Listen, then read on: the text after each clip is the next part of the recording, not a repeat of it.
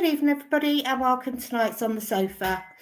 We have two guests this evening. First of all, we have Darren Perrin, who will be on to talk about the friendly tomorrow at Melksham. He's the chairman and director at Melksham, so Vic will be talking to him about that. And then we've got Ben Gladwin on for you. So in about 10-15 minutes, Ben will be on. Just retired from football, so lots to talk about. So let's bring Vic on. Evening, Chris. Good evening. How are you? All right. The sun's actually shining now in glorious Devon, whereas before it was very wet Devon, I can assure you. But it's now stopped raining for once, which is lovely. Yes. Yeah, it's not raining, but it's dull here, so all good. But that doesn't reflect on this programme tonight, does it? No, it does not. No, we might touch on the England situation, and that would probably be dull along with the weather. But anyway, but yeah, so what have we got to say? Chesterfield tickets are on sale from 10 o'clock tomorrow. Our away game at Chesterfield. What else? Of course, Melksham tomorrow night. Hungerford Saturday. And if anybody does want to know, Andy Ronan's funeral will be at Christ Church in Swindon at 11:30 on Friday, this Friday coming, so that'll be 19th. It said all welcome at the church, and then it's going to be a private cremation at Kingsdown, just for family. So that's on. Vic and I will both be there representing the OSC. So, anything I've missed, Vic? I don't think so. I think also you can book SAS tickets as well, can't you? During at the club shop as well. So if you are going in to get your ticket for Chesterfield, you might ask about booking on the bus as well, which leaves, I think, 12:30 on August the 8th, which is the Friday or the 9th. It's the 9th, isn't it? August the 9th, because we play on the Friday night with an 8 o'clock kickoff because of our glorious Sky people. So you can do two things at once, and that would help out greatly, one would suspect. There we go. Right, so we will get on with this evening. I see Darren's just... oh, no, Darren's there. Right, so I was looking at the wrong screen then. Sorry, Darren. Sorry, Darren, I was looking at the wrong screen. It's Ben that's gone off somewhere. Okay, so I will leave you and Vic together, and I will see you later. Thanks very much indeed, Chris. Darren, first of all, is that the dog, your dog behind you? Is that a picture generally of a dog? What dog is that behind you? That is a picture of my dog. Who is called? Hartley.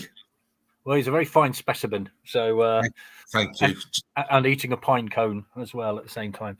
Right, just a quick one about England, because obviously you had people in the clubhouse at the Oakfield last night, didn't you? And a lot of clubs have done that. I'm guessing it's quite a good earner when these big tournaments are on.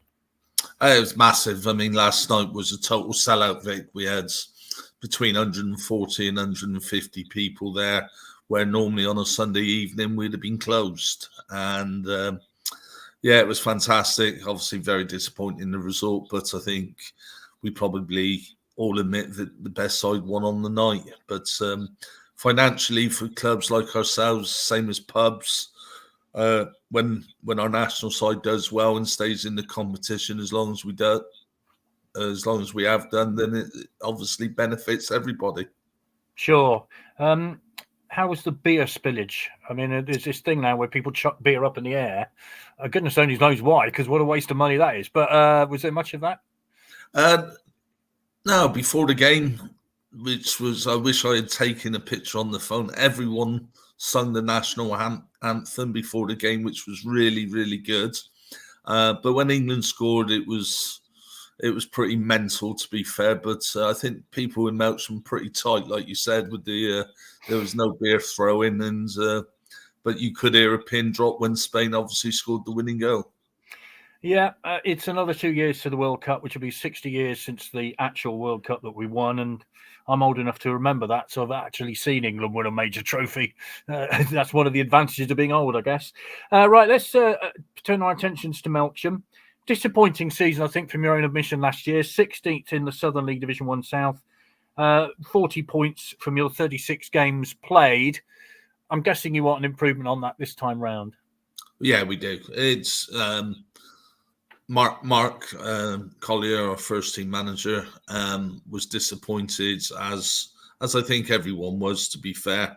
We started the season exceptionally well, and we tailed off poorly, to be fair. And we're certainly looking for an improvement for this coming season. And to be fair to the manager, he's been very active and very busy during the pre-season. And we're probably the same as everyone now. We're just looking forward to getting the season started. Yeah, by my reckoning, you've signed at least 12 players. So that's a lot of people to integrate into what you call a team, isn't it? That is the trick of this. It is, but that is what pre-season's for, with these fixtures, with 7 or 8 games that we've got, and some of those signings come the start of the season, like anywhere, one or two will fall by the wayside, and I'm sure that the manager's got his 16 or 17 players that he probably wants to work with for this season, and ultimately it's up to him. So I'm in the dark as much as anyone else of what his best 11 or what his final squad will be come the start of the season. What are you after? Playoffs, promotion, automatic? What would be successful? I wouldn't like saying any of it. I've been a manager myself, and I think sometimes you can build yourselves up too much, same as you can play it down too much. At the end of the day, we're an ambitious football club with fantastic facilities, and we want to be as competitive in every game that we possibly can. There was one or two times last year that wasn't the case, and we want, like I said, we certainly want a marked improvement on what we achieved last season. Yeah, you mentioned the facilities, the Oakfield. I mean, I have to say, for a non-league ground, I remember the old Conager in the middle of the town. It's a bit of a marked difference, that, isn't it? I mean, you've got a fantastic stadium there. We have. The Conager was iconic for many reasons. It was a proper old non-league ground. But the Oakfield Stadium, which is obviously sponsored by Hadley, is the state of the art for non-league football to a certain extent, and it is beautiful. We're very fortunate and very lucky to have this stadium, and we're also very grateful for the ex-directors who were in charge of the club, who were able to get it over the line. From the Conager, from when obviously the Conager was wanted for the Melksham campus. So we're very fortunate. We know that, but we've also had to work extremely hard to make it sustainable and as successful as what it is at the moment. Yeah, often we don't talk about the money at non-league level, but of course, if you are successful, that means a great increase in expenditure, doesn't it? Oh, it does. And you've only got to see in our league this season, some of the sides who've been successful. We've got 3 trips to Cornwall, 1 to Land's End, more or less, in Mousehole, 6 miles from Land's End. Yeah. We've got 4 sides from Devon. So the expenditure is growing all the time, and with that obviously brings more problems. So got to keep working hard. It is thankless. Can't please everybody, and but we all try our best, and to try to get the money coming through, and to try to make Melksham as successful as we possibly can. Yeah, it's a long way to Mousehole, isn't it? I mean, I live near Exeter. It's a long way from here. So goodness only knows what it's like from Melksham. It is, Vic, when the game gets called off an hour before kickoff, like we had last season. Oh dear, oh dear, oh dear. Yes, I can imagine. Yeah. Yeah.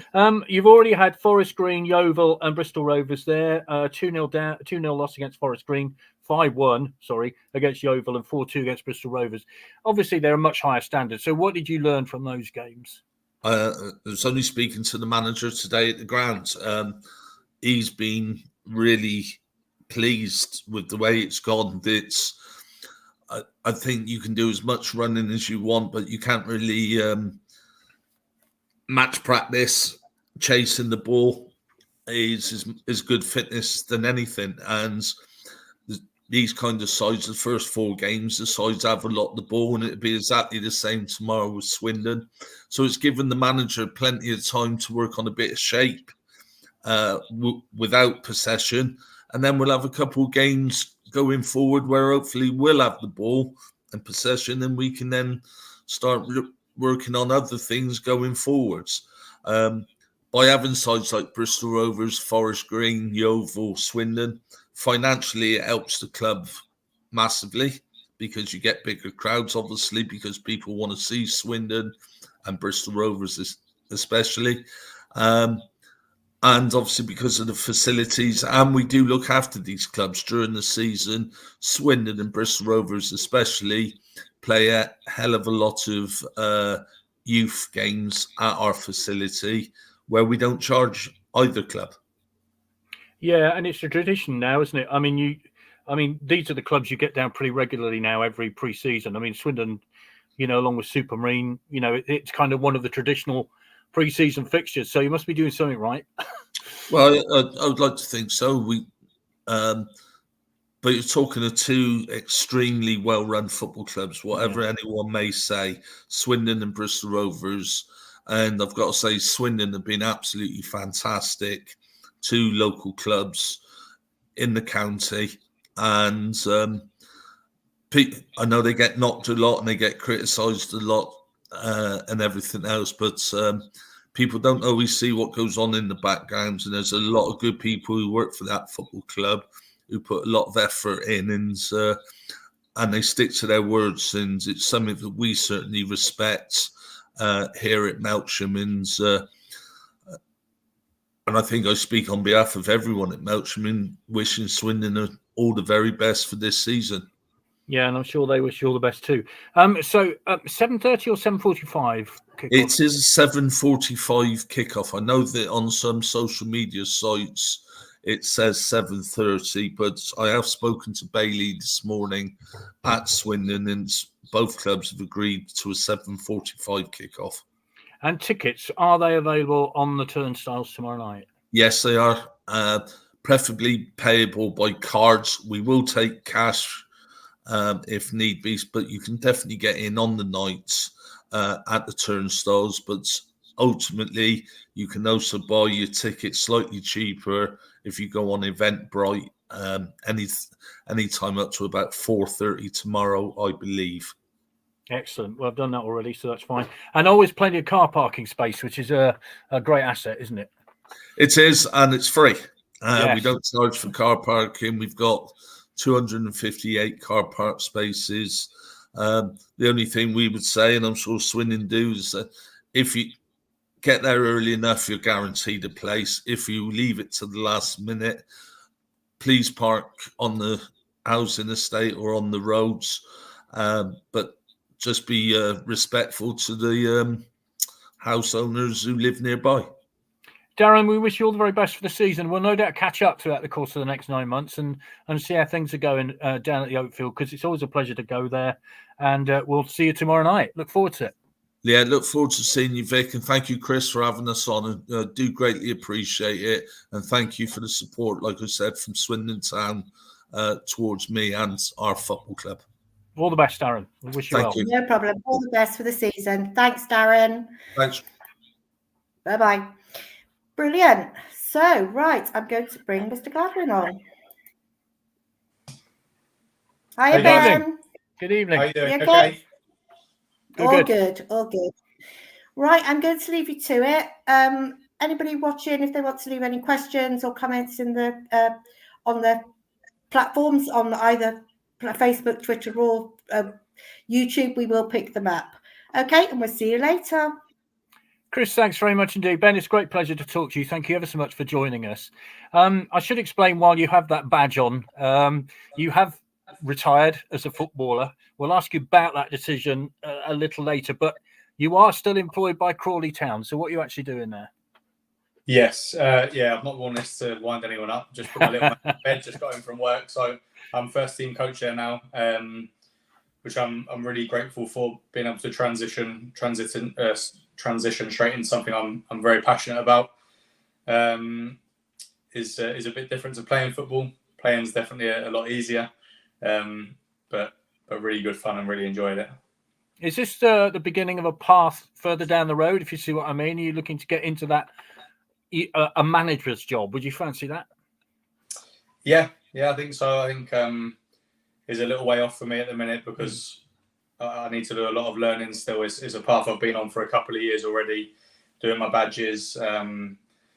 Very passionate about it, being fortunate to work with some really, really good people along the way over my years playing. So definitely ignited a bit of a spark in that regard. But I'm gonna work hard, practice, learn, and one day, yeah.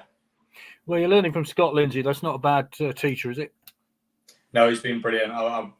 I've mentioned to him many times, and other people. I've been really fortunate to work with a gaffer because he's given me so much free rein, really, so much time to practice and be involved in more than just playing on the grass. I've spent a lot of time with him in the office, learning bits and bobs, and even last season, really, once I'd sort of made a decision about January time that I was going to hang the boots up, I'd got on the grass and started coaching the players. I don't think that's something that many guys get to do straight away. So really grateful for all of his help, and looking forward to working with him hopefully for a long time. Yeah, we wish you well in League One. In League One, whatever that may be, we wish you well in it for next season, because we'll get on to the promotion that you had last year a little later on. But interesting talking to Darren about non-league setups and things like that. Boy, oh boy, you know the non-league game because you went through it, didn't you? And your career path wasn't. You were in an academy, I think, at Reading, weren't you? But you went through the non-league route to get into professional football. Absolutely, yeah. So I got released by Reading, I think it was 13. And then, I mean, you'll probably know better than me how many clubs I had. It'd be somewhere online, but it'd be quite a few. Whoever was paying an extra 20 quid to a young boy trying to make a little bit of money and doing what he loved. So it was fantastic. I've got such fond memories of playing non-league football. And definitely arriving at Swindon was a little bit of a culture shock for me, and how serious it all felt, and how hard it was. I was knackered every afternoon, trying to soak up so much information, being coached by some brilliant guys and playing with some great players. But really fond memories of non-league football. Is a great grounding for anybody. How is that step up? Because I wanted to ask you, Eldon Celtic, you play youth football at. Where's Eldon Celtic? Whereabouts is it? It's a local club in Reading. Fair enough. Thank you for answering that. Aldershot, you're also there. Wallingford and the North Berks League. You were player of the season at the age of 17, which isn't bad, is it? That's pretty good. How was your introduction to men's football, first and foremost? At Wallingford, so yeah, 16, 17 years old, straight in. I didn't do a scholarship anywhere, so I was part of like a college program in Reading, and they had a link with Wallingford Football Club. So straight in there, playing men's football, getting kicked about as a scrawny little kid. But it was great. There was a few of us doing it, so a few guys my age playing with some men, and obviously against a lot of men. But yeah, fantastic. And right from 16 years old, playing men's football was sort of how I learnt the game. Yeah, because suddenly you are literally being kicked up in the air by big people, aren't you? It's that simple, is it? Yeah, I think especially I was a bit of a toe rag, probably trying to do too much on the ball, which didn't leave me for many years after that either. But some of the guys didn't appreciate it too much, working hard, 9 to 5, trying to enjoy their football on a Saturday, and they got me trying to run around, do tricks, and as a fresh-faced little kid. So yeah, you're getting the lumps kicked out of you, but it teaches you a hell of a lot. Sure. So Wallingford, Salisbury, Windsor and Eton, Burnham, Hayes and Yedding, Reading Town, and then Marlow. My goodness me, you moved around, haven't you? I certainly did. But I think it's relatively normal, to be honest, that level of football happens quite often, and maybe you form relationships with people and the manager decides to move club, and you don't have to wait for a transfer window or anything like that, so you're free to move. And then just before I went to Reading Town, I sort of stopped playing football for almost a year, I think it was. I'd done enough, really, as many guys do when they get to that sort of age. And then I signed for a guy called Mark Bartley at Reading Town, who sort of ignited a bit of love inside of me again for the game. And he moved to Marlow the following season. So I went with him, and sort of done well there for, I think it was probably just over a year, and then Swindon came. Yeah, I guess you're working as well as playing football. Is that the case? Yeah, so I was coaching from a very young age. So from 16, I was coaching in Reading's development centres and various local clubs and companies, and I was doing removals work alongside that as well. So sort of removals during the day, a bit of coaching in the late afternoon, evenings, and training on the other evenings. Well, we're getting lots of questions coming in, as you can imagine. Favourite stint at Swindon? Well, there are 4 of them, so I'll give you time to think about it. I mean, I think it's unprecedented, I think it's fair to say. Best moment for Swindon? Well, we'll talk about the Sheffield United match, because boy, oh boy, that first 17 minutes was something to behold, wasn't it? From Mitch, hello Gladys, wish you all the best in your new role. Thank you for what you did at Swindon. We will always appreciate what you did. Would love to see you back one day. Well, you never know. Okay, and there's more of them coming up. So, Marlow then. You're at Marlow. How did you find out about Swindon's interest? Well, I got a phone call just from one of the coaches at Marlow. I think he knew an agent that was involved with Swindon at the time. But over the previous couple of weeks, there had been quite a few clubs coming to watch in the professional game, League 1, League 2. But just got invited to go in and train for a couple of days at Swindon. So went along and I trained for 2 days. And I think there was the guys were travelling away to play a game on the Saturday, sorry. So I got told on the Thursday after my second day, look, don't bother coming in tomorrow because we're travelling, so there's no point. We'll be in touch. And I was sort of like, oh, that's that then. Not really thinking much of it. And I never expected to get signed really anyway.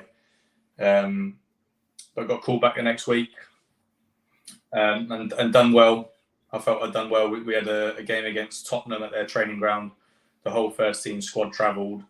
The guys that had played on the Saturday trained on a separate pitch, and then the guys that hadn't got minutes and then myself as a trialist, we played against the Spurs team that had a few of Tom Carroll and some good players in at the time, and I must have impressed for 45 minutes before I completely blew up, so I was so unfit, and we sort of agreed a contract after that. How does that feel then? Because I'm guessing that's something you wanted. You know, you wanted to be a full-time pro. I mean, how does that feel when that moment arrives? I mean, it felt incredible until I got told I was going to take a pay cut to sign a professional contract. That was a little bit of a shock. So no, signed on absolute peanuts. But given, I think I was 21 at the time, maybe 20, 21 years old, you take the opportunity with both hands. So no, incredible. The feeling initially was immense pride, and I'd felt like I'd managed to get my foot in the door of something I'd always wished to do, but I knew it was just a start, really. Yeah, and you've already said about the training and everything you have to learn. Is that such a big difference? I mean, I don't know how often you were trained on league level, Tuesdays and Thursdays normally, but yeah. So how about that full-time training for a start off? Oh, it's funny. We're going through it with a few lads at Crawley at the moment who have come out of part-time football. There's one or two, and I remember the feeling like just absolutely knackered every afternoon. Need to go home and have a nap, and I was trying to coach still as well because I was not earning much money. I was trying to go and coach in the afternoons, and I was just so tired.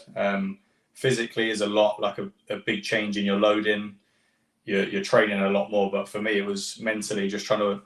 I've always been so obsessed with football and trying to understand what I'm being asked to do, and mentally I was just exhausted trying to soak up as much information as I could. And when did you begin to feel, I'm getting this, I'm beginning to get into this? When was that moment? It's funny. I went in to see Luke Williams after about 3 months, and I said, please, can you tear up my contract? I have to stop this. I can't stand it. I wasn't enjoying my football. I felt really out of my depth, in all honesty. I was training well. I felt good in training, but getting to the games, it was just such a big shift. And at the county ground at the time, there was probably 12,000 people coming week in, week out. So from going and playing in front of about 10 people to that many was just a lot for me. So it took a little while. The following season, I had some really good games towards the back end of that season. I remember Preston at home, I'd done well. I think we maybe drew 1-1, but I had a really, really good game and one man of the match. And that was probably a moment for me when I felt like, oh, okay, I can do this. Did you score in that game? I don't think I won a penalty. I don't remember. Right. I think it was 1-1. I won a penalty. I think we drew 1-1. Because I remember you scoring at Plymouth in the EFL Trophy. That was an early goal for you. Yeah.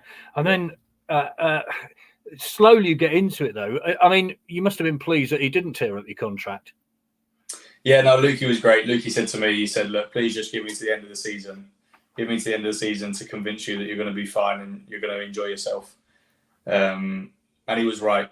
It was I was really fortunate to have played to have him in the building at the time, and we're still very close now, and I've learnt so much from him, and probably given me a large part of my education really in football, and along with Scott as well, really motivated me to coach.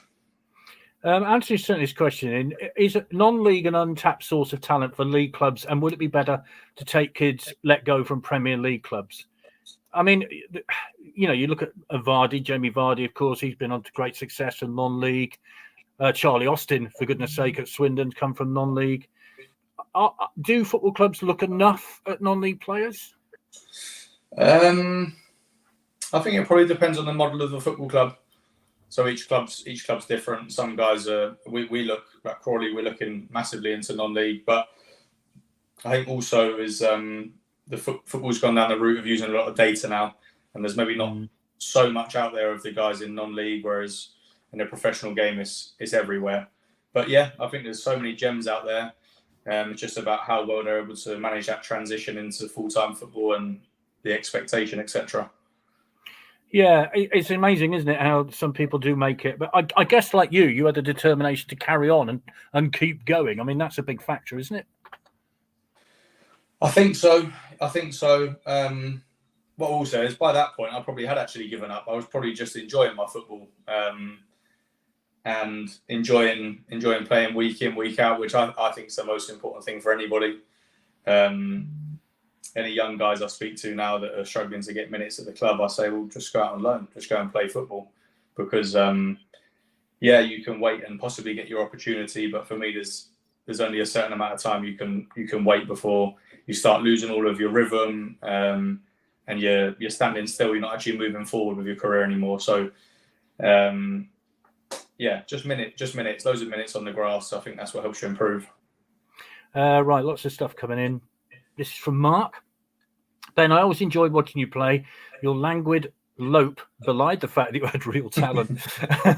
Though some gave you stick for reasons I could never quite fathom. Some great memories of you in a Town shirt. All the best. A lot's coming in about that Sheffield United semi, as you would imagine. Now, let's get on to that season then. You got a hat-trick at Rochdale. Your first hat-trick was at Rochdale, wasn't it, if I remember right? 4-2 in that win?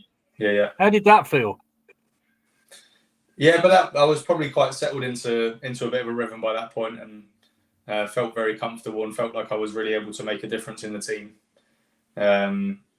So yeah, incredible feeling. Smudge Michael Smith was great. He gave me the penalty. Well, I sort of walked over like, can I have that? So yeah, great feeling. Really enjoyed it, and we were in a great place as a team that season. It was probably without doubt most enjoyable of my career. I think a lot of the guys a lot of them have gone on to achieve amazing things, but we all speak so fondly of it.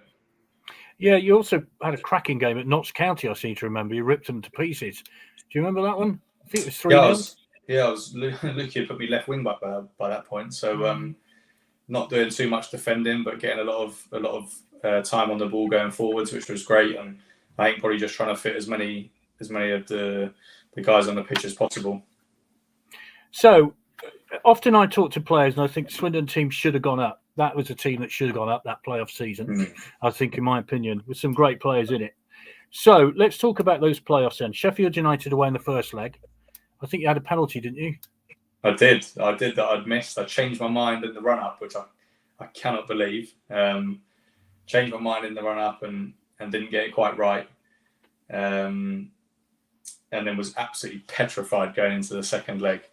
I was so nervous because I thought I'd like blown it for the lads, and obviously we'd rescued it in the end, and obviously got a great result up there. But full of anxiety going into the second leg, and then the ball dropped on the edge of the box, and for some reason I decided to hit it first time, and that kind of settled the nerves a little bit. Yeah, let's talk about that first 17 minutes, because arguably it's the best 17 minutes the Swindon team's ever had. It was incredible, wasn't it? 3-0 up, place is going bonkers. How's the team feeling at that moment? It's funny, I speak about it sometimes with some of the guys or whatever, you don't really remember much of it. I mean, I remember the place was absolutely rocking. It was so loud. But just chaos, and probably so in the moment that I don't actually remember much of the game whatsoever, in all honesty. Small snippets, but more just from seeing highlights back. It's repeated on Sky quite a lot, isn't it? I mean, it seems to be on a lot for obvious reasons. You get a couple of goals in that first 17 minutes, and everybody's going mad. And we think, right, that's it. We're at Wembley. It's all over with. But of course, it becomes a basketball match at that point, doesn't it? Where you score one, Sheffield United score one, and it just goes on and on like that. Yeah. I think on the touchline, the manager and Luke would have been pulling their hair out, because it's exactly what they ask us not to play, is basketball. Try and have some control of the game, and that is what it turned into, was a basketball match. And like I say, I don't think any of us knew the score on the pitch. We were sort of asking each other who's going through, what's the score in aggregate, etc. So yeah, incredible night, really fond memories, but absolute chaos at the same time. Malcolm says, good evening all. It's a pleasure to meet you, Ben, and thank you so much for these cracking memories at Swindon. I always liked you as a player, and I wish you all the best in your new role. Rob says that Sheffield United home semi was just crazy. Must stick in Ben's mind. Well, you've already said kind of it's all one of those games, such a blur, I guess, isn't it? It just it all happened so quickly. Yeah, I think so. Like so full of emotion, and then obviously with the state of the game and how all over the place it was, it's just, like I say, a bit of a blur.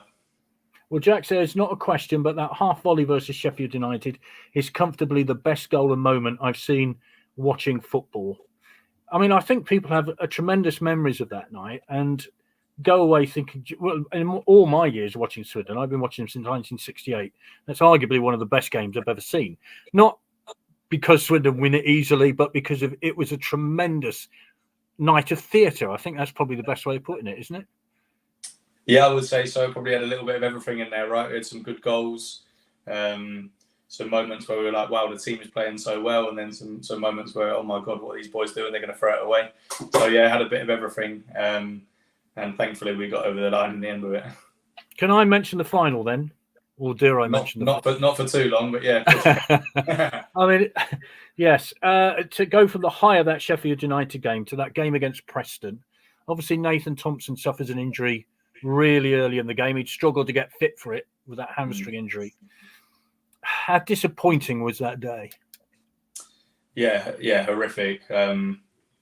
Not a nice feeling at all, and because for so many of us it all meant so much, and I think probably that was the point when if we'd have won that game, that group would have stayed together, and I think probably would have had a good go in the champ, actually, if I'm honest. You never know until you're there, but I think we'd have been more likely to have stuck together and had a right go the next season. So yeah, not a good feeling at all. The injury to Nathan was the beginning of the end. I think he was our leader, and then they score off the back of that, and such a young group, and it was hard to overcome. So credit to Preston on the day, really strong squad and full of experienced players, but just a shame it sort of started that way. Yeah. Now, not long after that, of course, you go to QPR with Massimo Luongo. So how did that come about? Because it was pretty quick, wasn't it? I mean, it was about a week or so after Wembley. How did that happen? So there was discussions with a few clubs beforehand. This is probably a few weeks beforehand, to be honest, even maybe before the playoffs, the semi-finals, which sort of goes on and probably shouldn't, and you try not to think about it too much because you got a job to think about. And then so it was put to one side until after the final, and it was sort of agreed for me to go to another club. and then QPR came in last minute, and I probably shouldn't say too much about it, but I was sent in one direction when maybe I wanted to go to a different direction because of certain people involved. But it was it was a move that came about, and it financially changed my life, considering I'd come from working and playing part-time, so it was something that I felt I had to do. But in hindsight, if I had it my way again, I would be to obviously get promoted with Swindon. But I think the right thing for me probably would have been to have stayed at Swindon for another season and played a lot of football and get a real grounding in professional football, and just play some more games at the level, because although I feel I had the ability to really kick on, probably my mentality and stuff, I wasn't quite ready to go. So was it forced upon you then? No, it wasn't forced. It wasn't forced upon me to leave, but maybe just my destination wasn't exactly where. Maybe some options got taken away. Let's just say that. Because it was a dual deal. There was always a talk amongst fans as to who was how much and who was how much. Did you know all that? Honestly, I don't know the ins and outs of that. No, I don't actually know. I've read a bit both ways, but listen, Massimo's an incredible footballer and deserves to be all Massimo and £1 for me. QPR didn't go well, did it? It wasn't a successful time in your career, but did you learn much from it? Yeah, I think going into coaching now and being a bit older, I learned so much. I mean, people often say, "Oh, I wouldn't change anything." I would change a lot about that. But no, I learned an incredible amount. I've met some brilliant people.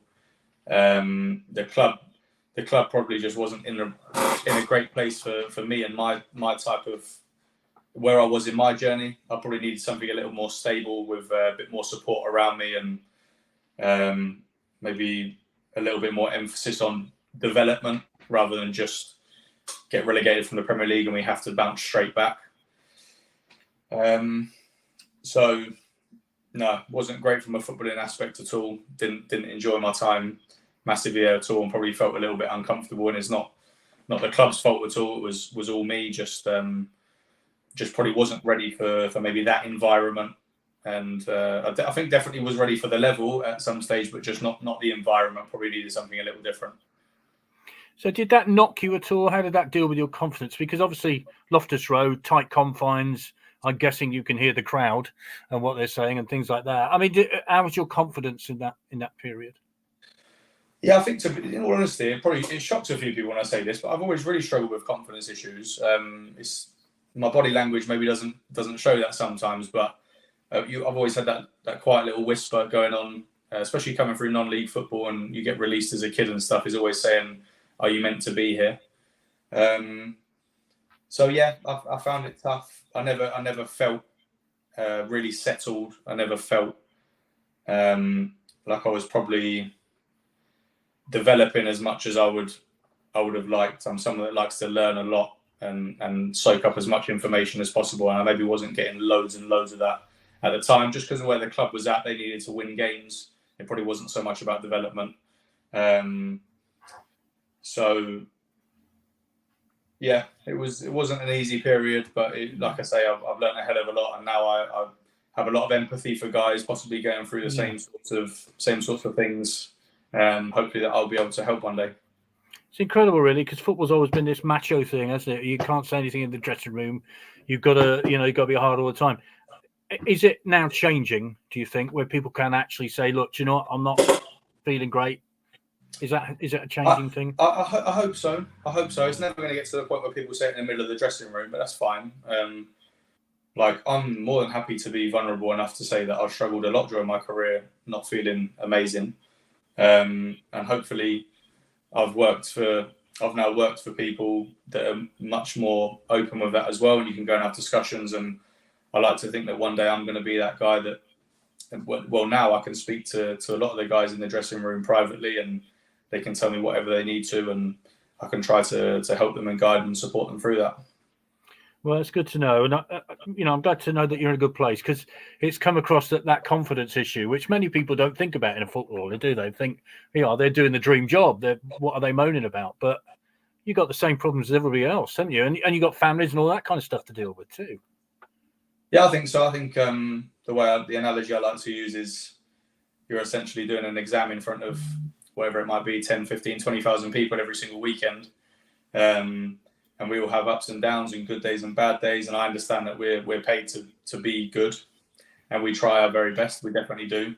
But like everybody, we have stuff going on. We struggle maybe with a little bit of self-worth occasionally, or confidence issues.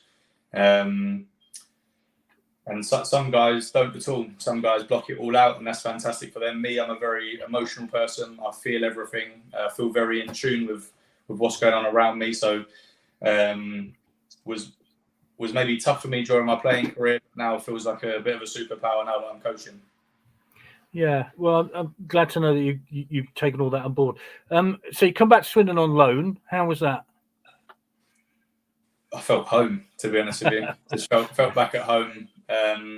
Things had changed a little bit because we had some new players and some guys that had left. But every time I've been there, results on the pitch have varied. But I've felt home every time.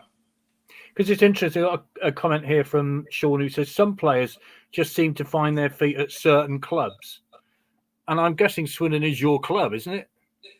Yeah, I think there's no doubt about that. I think myself and the fans have maybe had some ups and downs, and I don't know, I've maybe not showed. I've always kept myself relatively private. I'm not a massive social media guy and all that sort of stuff, so I've maybe not showed the fans how much I appreciate them. But I've had such a good time there, and I've loved the club ever since I walked through the door, really. So I would like to say it's my club, yeah. Yeah, fair enough. Kevin says, how did you find the county ground pitch when you were there? I mean, how did it compare? You know, you're suddenly playing at a professional football club. How do they compare to some non-league clubs? We were talking to Melksham earlier, their pitch is fabulous. But, you know, how did they compare? Yeah, I can assure you our pitches weren't like that when I was playing non-league. No, do you know what? The county ground, when I first turned up, 2013, 14, 15 was incredible. I think Marcus won Groundsman of the Year that year, possibly. The pitch was absolutely phenomenal. And I signed in December, and it was just like an absolute carpet. So, again, like throughout my 4 spells, the majority of the time has been very, very good. Sometimes it's got a little bit questionable, but most of the time been incredible. Yeah, with the weather that they have to put up with Groundsman, they do a pretty good job, don't they? I mean, it's incredible, really. This is from Brad Lane. Hiya, Brad. Just can't believe you wore a Bristol City shirt, though. Yeah. That's the way things go sometimes, isn't it? Yeah. Yeah. So Blackburn, how did that happen? I'd played against Tony Mowbray a few times at Swindon when he was a Coventry manager. I've done quite well. I think we might have drawn 2-2 at the county ground against them in League One. And then he'd gone to Blackburn, and I think for QPR, I played against him in the FA Cup and done all right. And then I'd sort of, myself and the club had probably agreed to go separate ways. That summer I had a year left on my contract at QPR, but Blackburn showed some interest. I went up to see them, to see the training ground, to meet the manager, and it was really easy decision after that, because what a humongous club with a fantastic training ground, and the manager's just such a top man. Straight away, I was sold. Yeah, very good. But you suffered an injury up there, didn't you? Yeah. So the knee problems probably started. I had an operation at Swindon, but it was quite a quick and simple one, and maybe came back a bit too soon. I was okay for a couple of years, and then got to Blackburn. I think I probably played the first 4 or 5 games, and my knee had enough, and it was the real problem started at that point. So I missed 2.5 years at Blackburn. I was injured for 2.5 years straight. Had 3 knee operations, which again mentally was very, very tough, and I've learned so much from that experience as well. But really, really gutted. I didn't get a chance to spend much time on the pitch there, because I felt that was a good opportunity to really kickstart my career at that level. I was just wondering, I mean, often we talk to players on here who've suffered injuries, and, you know, it's another hidden side of football, isn't it? Where, you know, we see the players play on a Saturday afternoon, but then there are players who are out for a long time with injuries and aren't in the scene. You're not doing the normal training stuff. You're not with the rest of the squad. How tough is that? Yeah, everyone's probably got their own experience, but for me, it's the toughest in football because regardless of what anyone says, we're all little kids inside that want to run around and kick a ball. And when your body can't do that, it's absolute torture. So, especially when it's a long one. So, yeah, 2.5 years, and I sort of kept getting close and having a problem again and had to have another operation. They tell you you're out for another 10, 11 months. So it was, incredibly tough. I can't deny that. There are obviously people going through a lot harder things in the world, but for me and in my life at that time, I had a little 1-year-old boy, moved my wife and my son up to Manchester, and was really tough. Yeah, it's very easy to say, well, people have big problems, but they're your problems, aren't they? And you're the one who have to go through them, which is, sometimes people forget that, don't they? Yeah, I think so. There's a couple of ways of looking at it. That probably helped me, in all honesty, was sort of looking out and seeing what people really have to go through. And I'm still lucky enough to get paid and be involved in an industry that I love. But I was 25 years old and got told to retire when I went to see the surgeon. So that just sort of like blows your mind. You don't quite know how to take that. Fortunately for myself, I'm stubborn and rather resilient. So I decided that wasn't going to happen. I'd rather suffer on for a little bit longer. So, I got back going, but it wasn't easy for sure. Sure. MK Dons then. You're released in January 2020. You go off to MK Dons. Short-term deal. You were released and then re-signed. So you must have done something right. Yeah. I believe that was COVID hit. So I signed for Russell Martin and Luke Williams was the first team coach, was the assistant manager. So I played 6 or 7 games, sort of finding my feet, trying to earn myself a better contract, and then COVID came along. So the season stopped, but stayed in touch with Russ and the club during that period. And I think the intention was always to get something sorted again, but the club had to see where they were financially with everything that was going on. And I understood that. So I sort of waited patiently at home and tried to keep fit. And then when things got going again, I got a deal sorted. Yeah, I just actually released January 2020. Of course, 2 months after that, COVID hits, doesn't it? I mean, that's another weird time for a footballer. All of a sudden, you're not playing football, are you? And you're locked away and you can't train, all that kind of thing. How do players deal with that? I got myself, I don't know if you know what a watt bike is, but is a bike that has a big fan in it and is horrific. So I ordered myself one of those and plotted it up in my garden. And for me and my knee, it was great actually, because I took a load off and managed to stay in shape without having to pound my knee constantly. So tough time not playing football, tough time not being in contact with the people you love, etc. And it was a tough time for everybody, obviously, but just wondering when you're going to be able to get back to work was obviously a strange feeling. But eventually we got there. Yeah, you did. Of course, if I remember rightly, MK Dons relegated Swindon at the end of that COVID season. Did you? I haven't looked at the team, but did you play in that? Were you involved in that one? I didn't play in that one. I'd surprise managed to hurt my knee by that point. But no, I played a lot of football at MK. Had a great time there. I was fortunate to again work for a brilliant manager, Russell Martin, who's obviously now at Southampton doing fantastic things, and Luke, who's at Swansea, and they were both amazing. So learnt bundles, really, really enjoyed my football.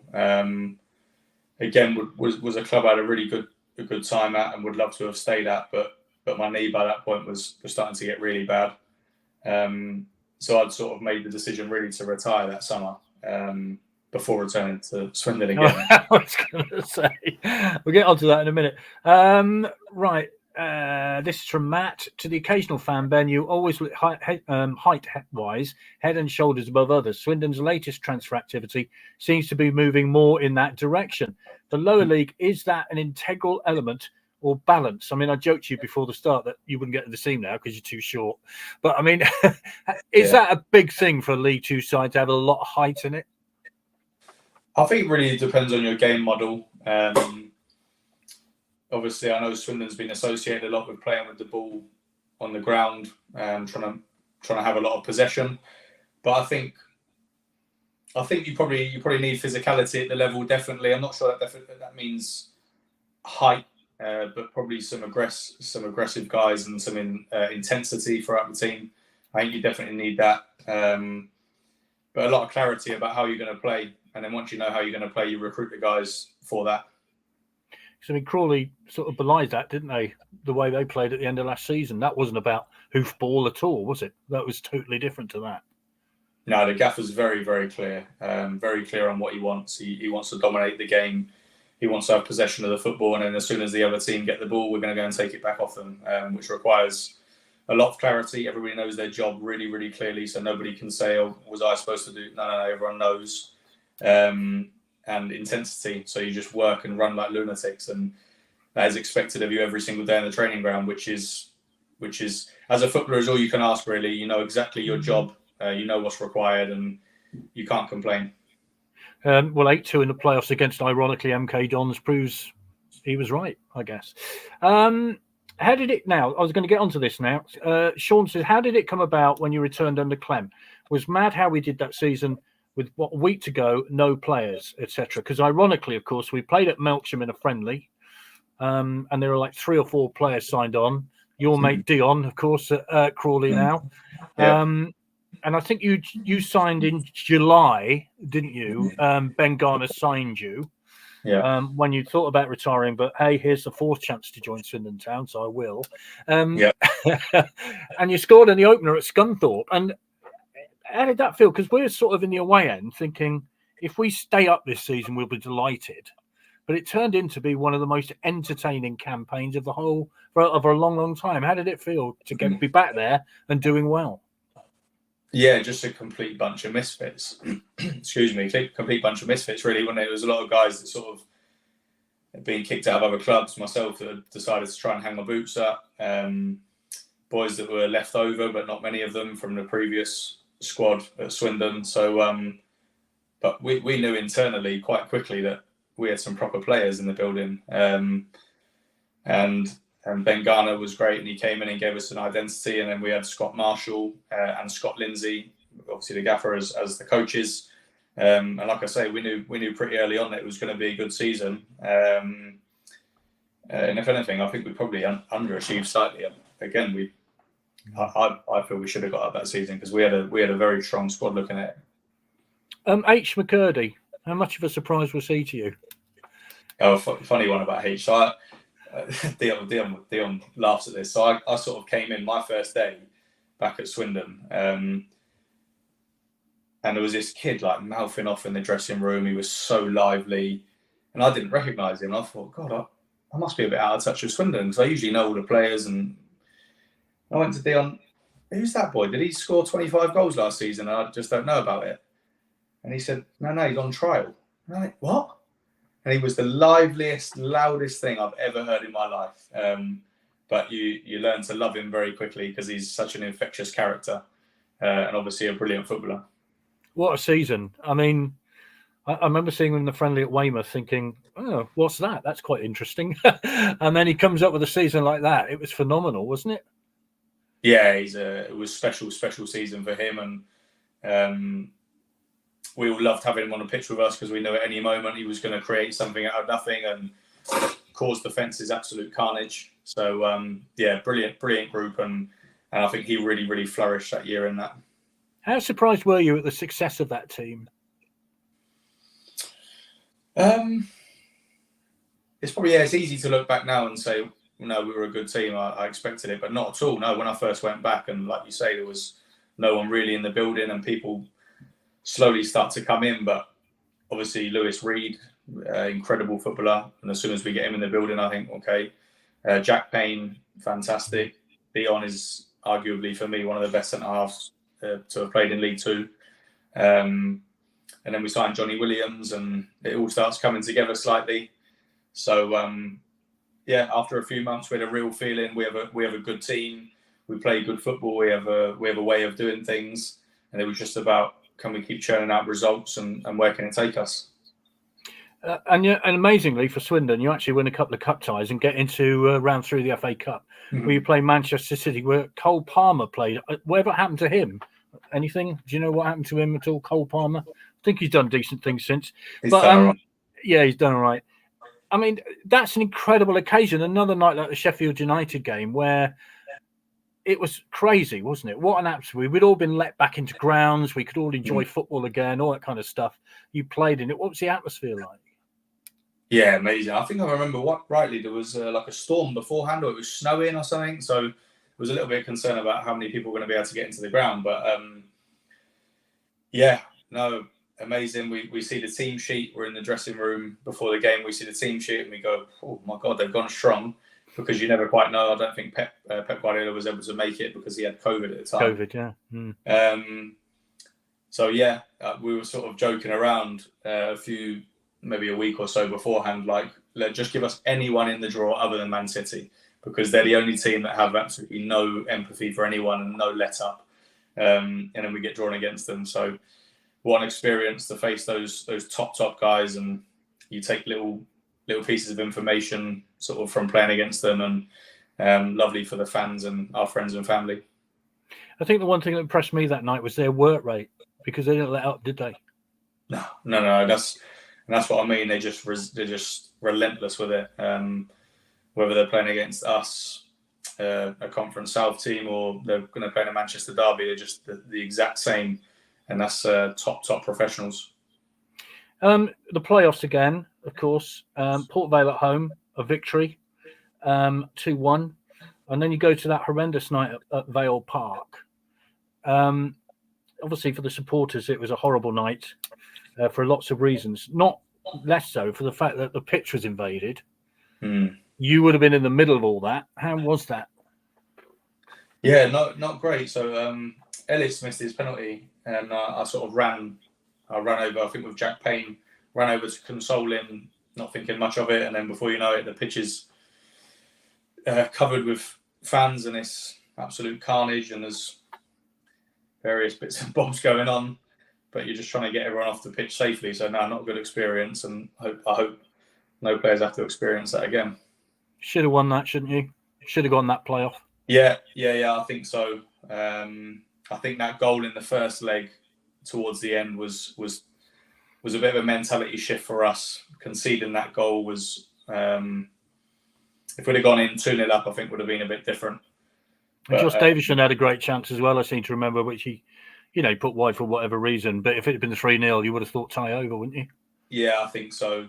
But still, we should go there and get the job done, to be honest. And you get there, the pitch is humongous, and it was dry, very dry. I remember thinking in the warm-up, I was watching the lads, and the ball wasn't sliding great in the warm-up. And the way we were trying to play was obviously dominate the ball. And just wasn't to be, which is a real shame. Even in the penalties, it's such a lottery, but we have a great chance to still go through. And is what it is, but would have been special to have gone to Wembley again with that group, because they were great. Sure. Right. So that season comes to an end, and then Ben Garner disappears. I mean, how much of a shock was that?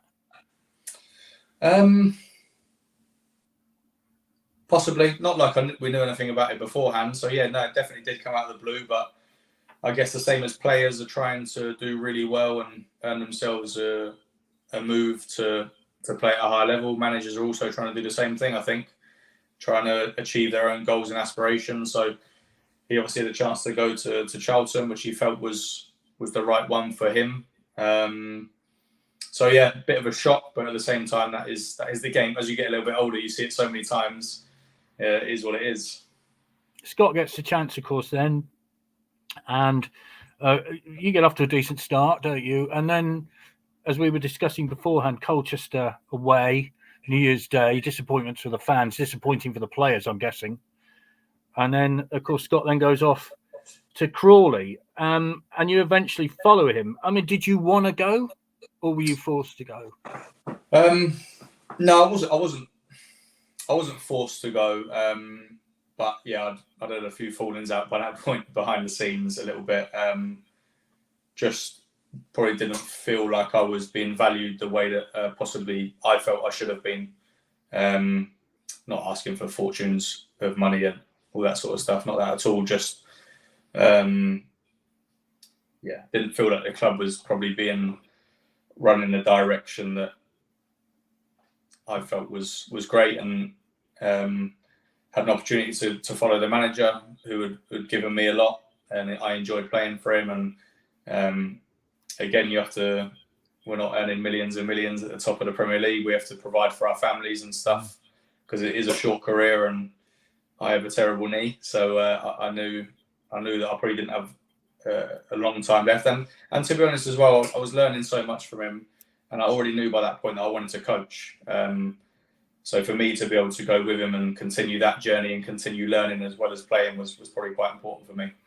When you say it was going in the direction you didn't, I mean, data came into it, didn't it? I mean, did that play a part in the amount of players that we're signing, that kind of thing? Possibly, yeah. And it's not like I'm not against the data model at all, because I think it definitely is clearly very successful in football. Otherwise, people wouldn't use it. But I think the people reading the data have to, and this is not a dig at anyone. I just, across the board, the people reading the data also have to be in touch with football, and for me, be football people, or at least have football people that they consult on it, because like in that window, it was sort of like Reedy could go, Angus MacDonald could go, and regardless of what you say about performance on the pitch, you still need an element of character and a bit of know-how, etc. And with that, probably my data maybe didn't fit the model. I think I was turning 30. Didn't maybe score as many goals or whatever it might be. So I felt like I was the leader of the group. I was a big part of it, along with some other guys, and we were sort of told that we can go if we want. And I thought I'd retire at the club, so it hurt me quite a lot, and it was a tough decision. But you have to also look after yourself and your family. Of course. I know somebody called Caroline Lane missed you a lot when you left, because you know Caroline quite well on reception. I do. Yeah, I'm sure she'd be happy if you said hello to her tonight, so that's good. So obviously off to Crawley. And then, I mean, what an incredible season, because if you remember rightly, Crawley was stuffed 6-0 at Swindon at the beginning of last season and absolutely thrashed. You know, It was an incredible afternoon. And we're all thinking, wow, Swindon are going to the league, you know, and Crawley are going to go down. And, you know, the season before, Crawley had just escaped relegation, all that kind of stuff. Yeah. Were you surprised how that season turned out? Yeah, I'd probably be lying to say, did I think we were going to get promoted? No, I don't think we really had any right to do that at the beginning of the season. With where the club was when we first came in and just surviving relegation, etc. And then, like you say, you go to the county ground and that happens, and you think, oh my God. And I was really impressed with Swindon that day. I think we probably had a chance to maybe go in at 2-2, 3-2, God knows what, at half time. It was a crazy game, and we'd missed some chances, and you'd taken them. But again, I think externally people see a certain thing and there's a perception, but as soon as you're in the building, you're on the grass every day, you start to get a real sense of where the team is at. And we all knew our jobs very clearly. There was some good guys coming into the building, a lot of really, really hungry guys, a lot of guys that really were desperate to achieve something, which I think is often quite an important ingredient. And then off the pitch, the togetherness created for the group, the environment was arguably probably the best I've been involved in since Swindon when I was a kid, when we got to the playoffs. Just so many guys spending time with each other off the pitch, really connected on the pitch, wanting to win for each other, wanting to win for the manager. And momentum started to pick up. We had some tough times, but because of that togetherness, we stuck together and we knew we'd ride it out and return to form, which we did. And then, I mean, by the end of the season, the football, I was so gutted I couldn't be involved in it because my knee was completely shot to bits by that point. But the football the guys were playing, and to be honest, the courage that they were showing to play that level of football in the big occasions was like so impressive. Yeah, that second leg was almost perfection. Of course, they conceded a goal. So I guess coaching-wise, you'd say we should have conceded a goal. But we'll let that one slip. Yeah, fair enough. And then to win at Wembley, obviously then to get promotion. It's incredible. Ironically, of course, Swindon are playing at Crawley in the League Cup this season. So we'll be seeing you shortly. So the decision to hang your boots up then, it's a tough one because you love playing football, obviously. So when was the moment you thought, yeah, that's it. had it? I actually was I think it was back in December. In December, my knee had been troubling me really bad for probably about a year. There'd been a few moments, like I came back to the county ground the end of the previous season and just like, my God, what am I doing? I'm playing in front of these people which I love and adore, and they've been great to me, and I just couldn't produce the level anywhere near that I expect. I was trying to help the guys, and I was the captain, and I wanted to be out there and try and help the manager, but I knew inside that I wasn't able to get to the level that I want to be at. I probably could have carried on and been out there and got another contracts and stuff, but the biggest issue I had was in my head, was not being able to get to the level that I knew that I was capable of. So we played AFC Wimbledon at home, and my wife and my little boy came along to watch, and I was absolutely horrific. I couldn't get about. My knee was killing me. And I came off the pitch and I just said to my wife, "You never let me step foot on a football pitch again professionally." But I'd known for so many years. I got told to retire at 25, right? So I knew that it was coming. And then over the last couple of years, this passion for coaching has really come on very strong, and the timing was probably about right. I've just finished up my badges and stuff, so it just felt like I got presented with the opportunity to become part of the staff. The club have been great, and obviously the gaffer's been amazing, so it just felt like the right time. Sure. Well, obviously, I'm glad you're enjoying what you're doing now, because some footballers come out of the game and they don't have anything to follow it up with, which leads to its own problems, doesn't it? Yeah, for sure. I'm very fortunate in that sense. I've known for a while what I wanted to do, and then being able to step straight into it, I'm so grateful for. Lee says, "Hi Ben, really enjoyed seeing you play for us, and thank you for some great memories. Best of luck on your future career in football. Can you tell us a little bit about Will Wright, of course, who we've just signed from Crawley, a central defender? Tell us a little bit about him. What are his qualities? How's he going to do?" Well, I think first and foremost, like one of the best human beings that you'll ever meet. He really is a top man, and he'll be so influential in that dressing room throughout the season. He'll really keep the guys together, make them laugh a lot, lighten the mood when there's inevitably going to be tough times. And in terms of a football player, his delivery is arguably one of the best I've seen, I think. Both dead ball and being able to step out on the right-hand side from the back and deliver crosses, he's fantastic. Suits Swindon's DNA down to the ground, really wants to take the football in tight areas and play nice football, but can defend properly, as a good size, as a long throw, will score some goals and get assists. So I'm gutted he's not with us anymore, but if he's going to go anywhere else, I'm glad he's with you. Excellent. Well, that's a really good reference. Thank you very much indeed for that. And just a final question. 4 times you've been to Swindon. Will there be a 5th? Do you think somewhere down the line? You're 100% committed to Crawley at the minute. Totally understand that. But would your ambition lead to the dugout at the county ground? Would that be something you might like? I would love to at some stage. Yeah, I would hope so. In some capacity, I'd come back at some point, because it's a club so close to my heart. I've always felt very at home now. I really want to see the club succeed. I think it's a humongous club and should not be anywhere near the level it's at currently. So if I can help in any way, I would love to one day. Yeah. I think you'd be welcome back. I think there's no doubt about that. And if you ever get a Saturday off on the town or at home, please come and see us, will you? And we'll make sure. Sure, yeah. Absolutely. Ben, thank you. It's been an absolute pleasure, and an honest assessment of the ups and downs of being a professional footballer, I think, Chris. No question about that. No question about that at all. And I'll echo what Vic said. If you ever have a free Saturday when we're at home, please come and see us. It'd be fantastic. I would love to. Welcome. Always welcome. So all the best for next season. And but not in the League Cup first round, obviously. Oh no, okay. I can't promise that. Brilliant. Thanks ever so much, Ben. And please don't go away for the minute. Stay until you go off live. Thank you very much for everybody for watching. I hope you've enjoyed it. Vic will see you tomorrow night at Melksham. I unfortunately won't be there, but I will be there in spirit.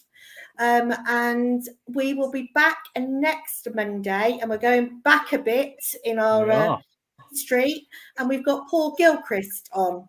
Terrific player. Really looking forward to that. What season was that, Vic? He was here? Oh, mid-70s, when I was a lot younger than I am now. Yeah, I was. So we got Paul on next Monday. So I may see some of you at Hungerford. Highworth. I knew it began with a H. Highworth next Saturday as well. So have a good week, everybody. Take care and see you soon.